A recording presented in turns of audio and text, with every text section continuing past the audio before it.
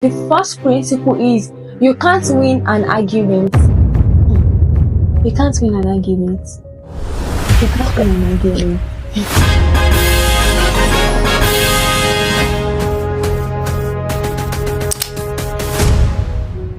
Hi fellow Gen Z readers, so welcome back to another series of book summary and review at Book Clinic. Who is excited? Oh, I'm so happy. So the book we are reading today is How to Influence and Influence People by Dale Carnegie. How can I influence and influence people by a book? Don't worry, you get to know. So before we continue in today's summary and review, let's get to know our author. So follow me. Dale Carnegie was born in 24th of November 1888 and died in 1st of November 1955. Dale Carnegie was an American writer, lecturer, and the developer of courses in self-improvement, salesmanship, corporate training, public speaking, and interpersonal skills. Now that we've known our author, let's continue in the business for today, which is to read this book and summarize it in... Don't worry. So, How to Influence and Influence People consists of 4 parts, and in each part, Dale Carnegie provided different principles that we can use. Practical principles that we can use to influence and influence people. I've tried this principle many times, and trust me, it works like magic. So, if you want to influence and influence people, I think this video is for you. So please don't go. Stay tuned with me. I promise you will enjoy it. Now let's start with the first part. The first part was titled The Fundamental Techniques in Handling People, and the first principle is don't criticize, condemn, or complain. Dale Carnegie said in handling people we should avoid these 3 C's, because criticism is when we point out mistakes of others and why we try to avoid our own mistakes. And criticism, complain, and condemn will not produce lasting changes.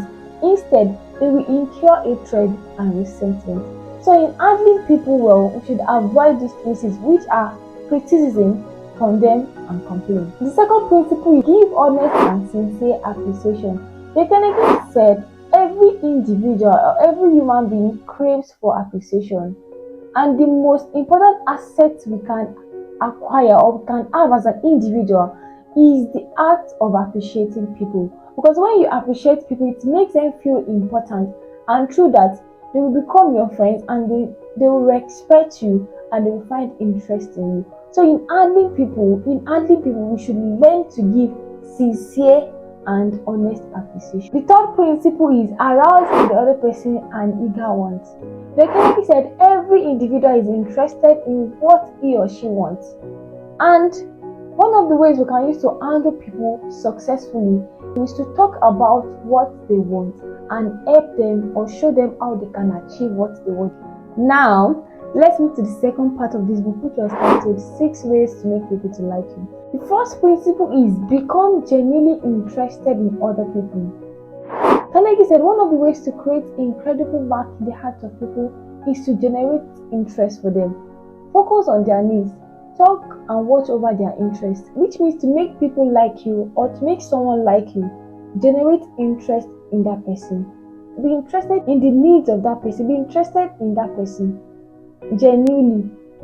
Now, the second principle is smile. Smile. And he said the expression we wear on our faces create impression about us faster, even more than the clothes we put on, because action speaks louder than words. And a simple smile means I like you and I'm pleased to see you. And even on call, smile radiates through our voices. So if you want people to like you, learn to smile. I hope we will all learn to smile. Then the third principle is remember to call people by their names.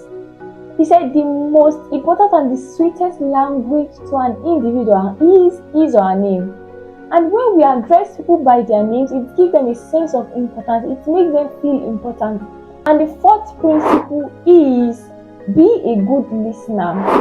Carnegie said to make people like you, encourage them to talk about themselves, and exclusive attention to someone that is speaking to you is very, very important. Ask them questions they will enjoy answering you. Encourage them to talk about themselves and their achievements. And the fifth principle is talk in terms of the other person's interest.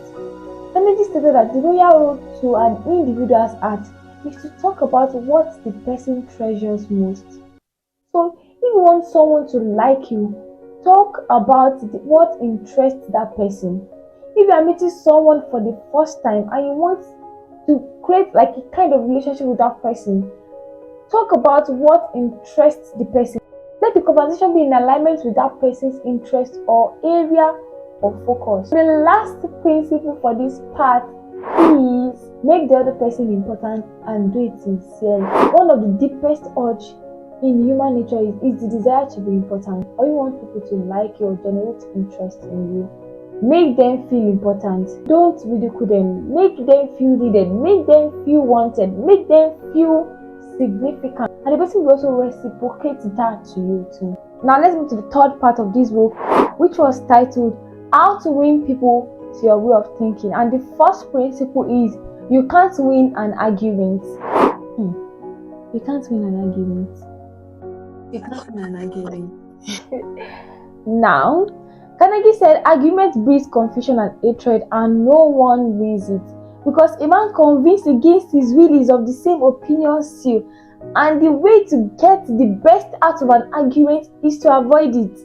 So to win people to your way of thinking, we should try as much as possible to avoid getting into arguments because it breeds confusion and a lot of things.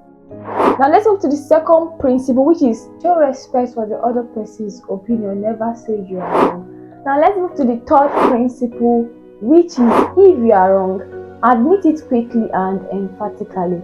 He said there's a certain degree of satisfaction that comes when you have the courage to admit your errors. And in winning people to your way of thinking, we should try to defend our errors. Instead, we should admit it quickly and emphatically and move on. Because when we try to defend ourselves, when we try to defend the errors we've committed, it will create resentment and hatred in the heart of people. Now let's move to the fourth principle, which is begin in a friendly way.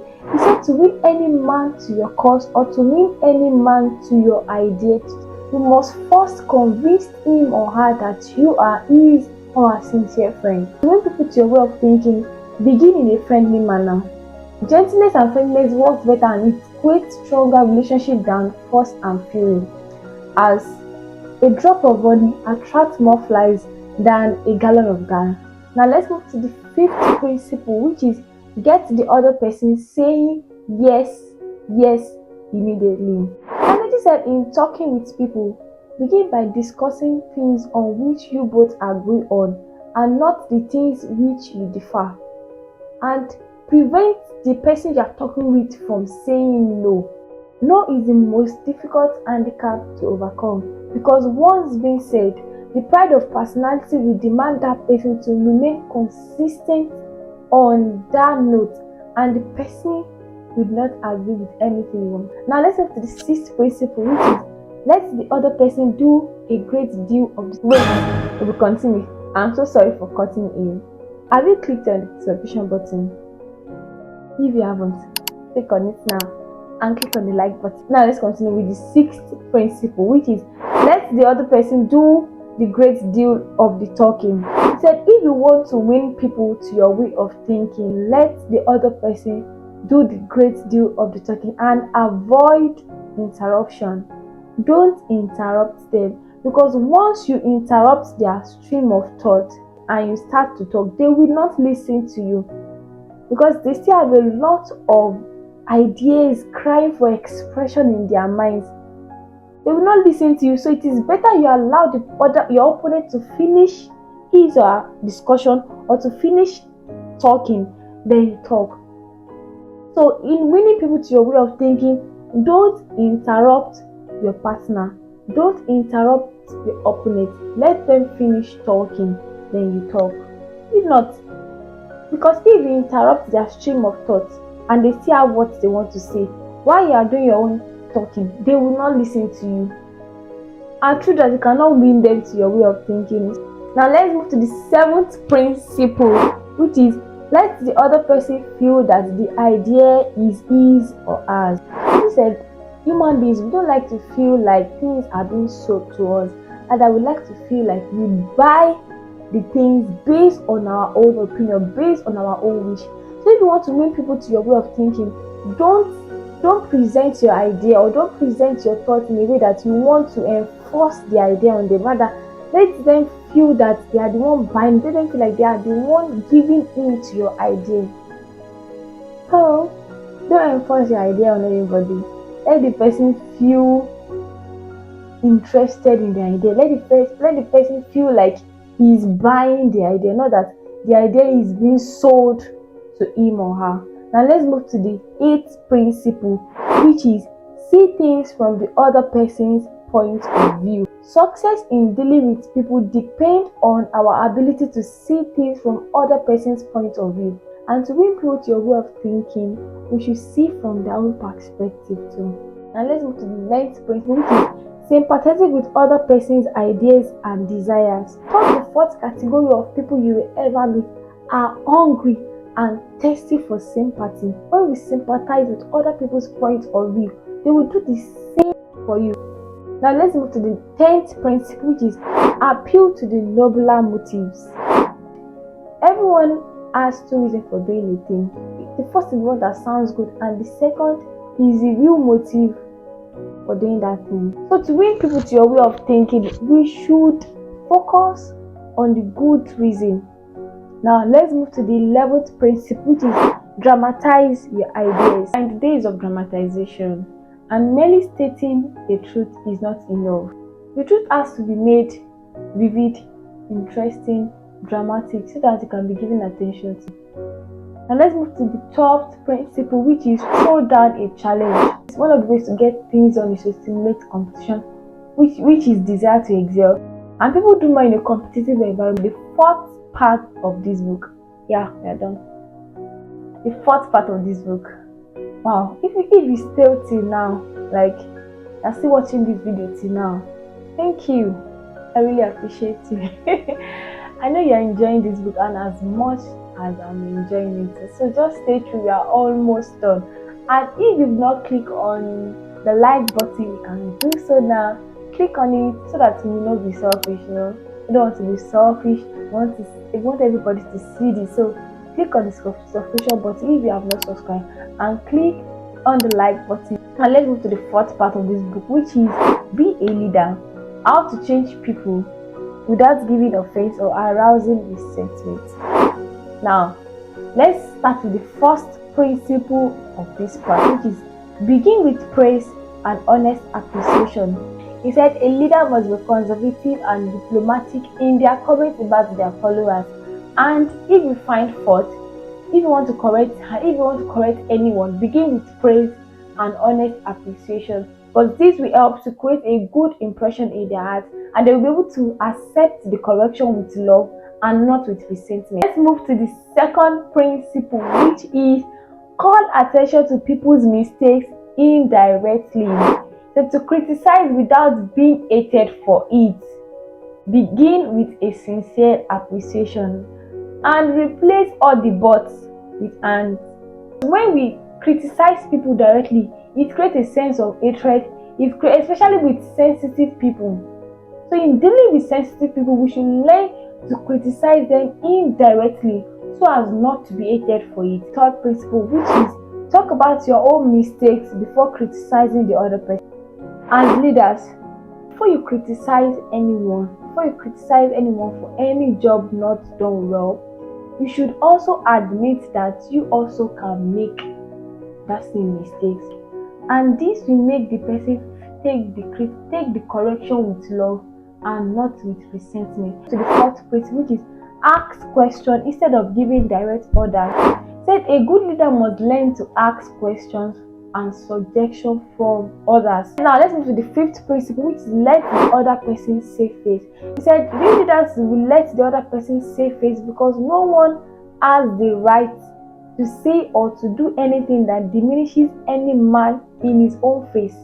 Because what you think about the person does not matter. What he or she thinks about himself or herself is what matters most.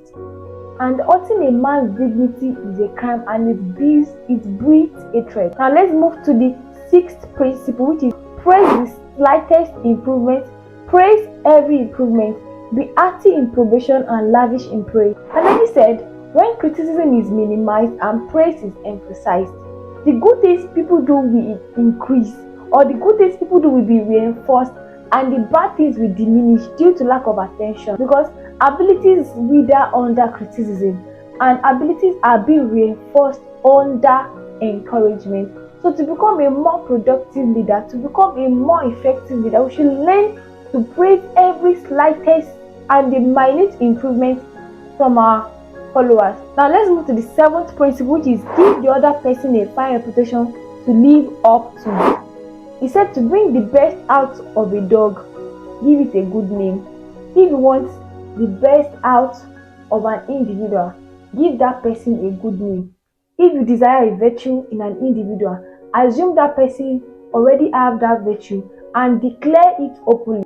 Now let's move to the eighth principle, which is use encouragement, make error seem easy to correct. So people are always ready to improve and produce better results when encouraged. Now let's move to the ninth principle, which is make the other person happy about doing the things you suggest. He said, as leader, to make people happy about doing the things you suggest, consider the benefits they will receive from doing the things you suggest and match those benefits with their needs.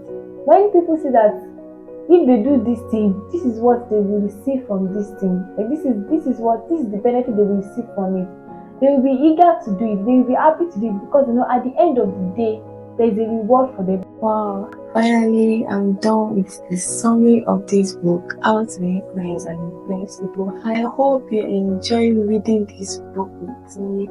And to my new subscribers, thank you and welcome to the family. And those that are already part of the family, thank you for coming again. I'm so happy seeing you. If you stay till now in this video, thank you so much. But before you go, we are not yet done. Yes, we are not yet done. Let me give my review about the book, How to Influence and Influence People. If I want to rate this book, I will rate How to Influence and Influence People 10 over 10. Yes, 10 over 10. Because this book consists of tested and trusted principles that can be used to really influence and influence people. And the principles in this book should not just be streamlined to formal relationship alone, and also to business relationship, to religious relationship, to any kind of relationship ever. If you apply the principles in this book, trust me, it will work like magic does. And I want to know in the comment section what stood out for you in this video. What have you learned? What new things have you learned? If you have not subscribed, please click on the subscription button and turn on your notification bell, and also click on the like button. Also share this video, click on the share icon and share with your friend. Let's share with our very genuine out there, and also turn on the notification before I do. Let's do our slogan. We are the review. Bye.